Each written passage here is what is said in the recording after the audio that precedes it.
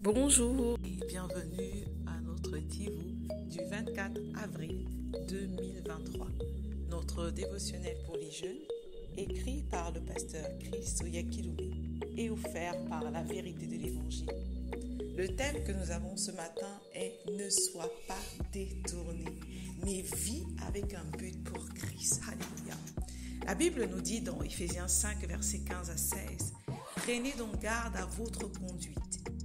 Vivez avec un but, dignement et correctement, non comme des insensés, mais comme des sages, sensibles, personnes intelligentes, en profitant au maximum du temps, saisissant chaque occasion car les jours sont mauvais. Alléluia. Le pasteur Chris nous dit que les tentatives récentes de Satan pour conduire le monde dans l'environnement de l'Antéchrist avant l'enlèvement ont abouti à beaucoup de tromperies et à la dévastation de vie et de situations financières.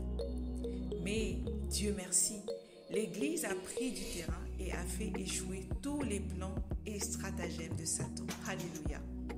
Mais comment se fait-il que ces événements aient pu se produire en premier lieu?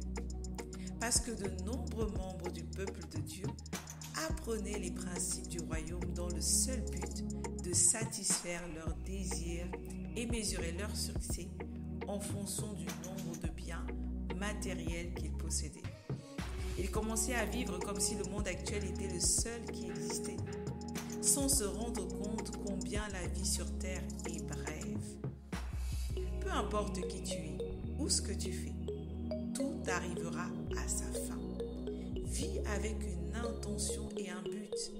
Refuse de laisser quoi que ce soit détourner ton regard du Seigneur. Souviens-toi, le profit n'est pas la piété. 1 Timothée 6 au verset 5. Ne pense pas qu'en accumulant des biens et en ayant du succès dans tes projets matériels, tu accomplis le dessein de Dieu. Non, n'évalue pas l'approbation de Dieu sur la base de critères terrestres. De plus, n'aie jamais l'impression d'avoir perdu quoi que ce soit en servant le Seigneur de tout ton cœur et de tes ressources, car tu ne sembles pas posséder beaucoup de biens matériels de ce monde. Servir le Seigneur et accomplir sa volonté pour ta vie sont les meilleures choses que tu ne puisses faire sur cette planète. Débarrasse-toi de tout lien et de tout fardeau afin de pouvoir servir le Seigneur avec joie et d'un cœur pur. N'assimile pas la prospérité de Dieu au symbole de succès de ce monde. Peu importe les difficultés auxquelles tu fais face, sers Dieu d'un cœur parfait et prompt à le remercier. Alléluia. Alors, chers amis, ce matin, le pasteur nous parle de comment vivre pour un but, comment ne pas être détourné. Il est important que tu comprennes que ce n'est pas parce que tu as du succès dans ta vie, matérielle, financière, sociale, que tu as l'approbation de Dieu. Très souvent, nous pensons que c'est parce que nous avons toutes ces choses que ça veut dire que nous sommes en train effectivement d'être agréables à Dieu. Que nous sommes agréables à Dieu parce que nous sommes et nous voyons ses bénédictions. Mais sache bien aimé que Dieu prend plaisir à nous lorsque nous sommes engagés pour le but pour lequel il nous a appelés. Nous ne devons pas vivre pour satisfaire nos propres convoitises, mais nous vivons pour accomplir la grande mission à laquelle nous avons été tous appelés en tant qu'Église. Vois-tu, aujourd'hui l'ennemi avance et prend du terrain et réussit à mettre en place des stratagèmes pour accélérer, pour être présent dans le monde alors qu'avant le temps qui est prévu, le temps de l'enlèvement, parce que beaucoup d'entre nous, nous ne sommes pas là où nous devons être. Nous ne sommes pas à nos postes. Le Seigneur nous a tous engagés dans une armée et chacun de nous a la responsabilité d'être présent dans le poste pour lequel il a été appelé. Si chacun joue son rôle, Satan n'aura pas de place sur cette terre. Il n'aura pas de moyen d'agir ou encore de dévaster des vies comme il peut avoir envie de le faire. Bien-aimé, il est important que tu t'engages sincèrement, que tu trouves, si tu n'as pas encore un but, trouve le but pour lequel tu as été appelé. La grande mission est de gagner des âmes, mais nous ne pouvons pas gagner des âmes tous de la même manière, au même endroit, alors chacun de nous a une place. Si c'est dans ton lieu de travail, si c'est dans ton entreprise, si c'est dans ta famille, quel que soit là où le Seigneur t'a positionné, tu as un rôle à jouer. Tu as un rôle de sacrificateur et d'ambassadeur de Christ que tu dois représenter. Tu dois le servir et accomplir sa volonté pour ta vie, sachant que tu es en train de bâtir et d'accumuler des richesses supérieures à ce que nous pouvons trouver ici sur cette terre. Le cœur de Dieu bat promptement pour nous afin que nous puissions nous engager, que nous puissions vivre pour lui et par lui. La prospérité ne signifie pas l'approbation de Dieu. Bien-aimé, tu peux ne pas être prospère dans cette vie et avoir tout le soutien du Seigneur dans ce que tu es en train de faire pour lui. Le servir n'est jamais une perte. Lorsque tu prends du temps pour intercéder pour des pays, pour des nations, ce n'est jamais une perte de temps. Lorsque tu prends du temps pour prier, ou lorsque tu prends tes finances pour investir dans le royaume, ce n'est jamais une perte d'argent.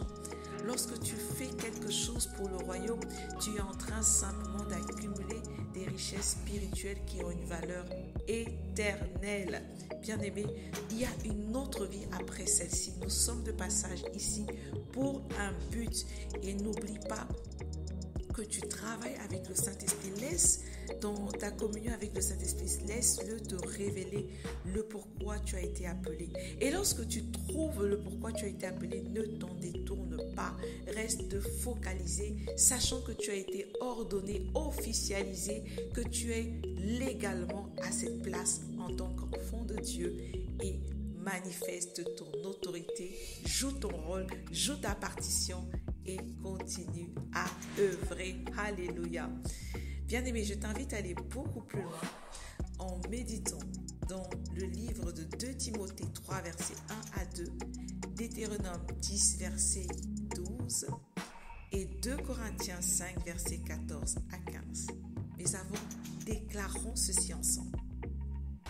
Peu importe les difficultés du monde aujourd'hui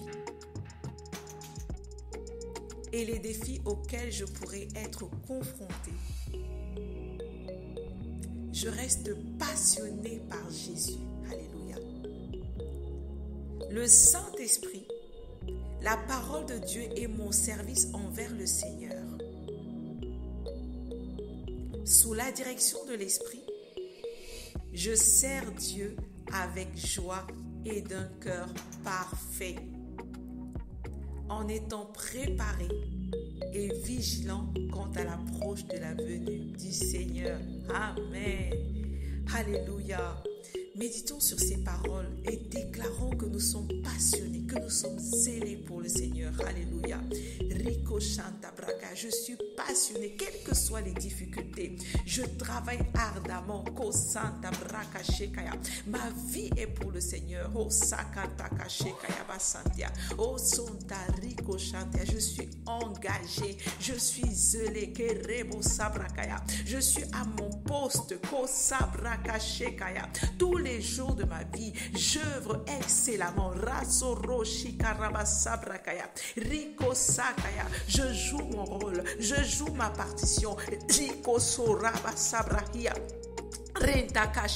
Je suis ambassadrice de Christ partout où je suis. Rico Santa Brache Kerebotea. J'éclaire mon monde. Oh Sabra, je partage la grâce Reke Santea de l'évangile à mon monde, à ma famille, à mon environnement. Rico Sonte, Rico Skabraka Sekedea. Je ne vis pas selon mes émotions, mais je vis selon la parole pour partager cette grâce, pour distribuer cette vérité. Rico Santa. Rikos kebreko santo. Ronto korebo shabraka sakaya. Rika shakaya. Je travaille avec zèle, avec détermination, avec persévérance, avec passion. Oh shakabasaya basheke abasantia. Oh sente kerebo sabrakaya. Aucune difficulté, aucun obstacle. Rosante riba brosa braka sheka brakaya. Riko sabrakaya. Oh Yeshua banta koreba brasakaya. Alléluia, alléluia.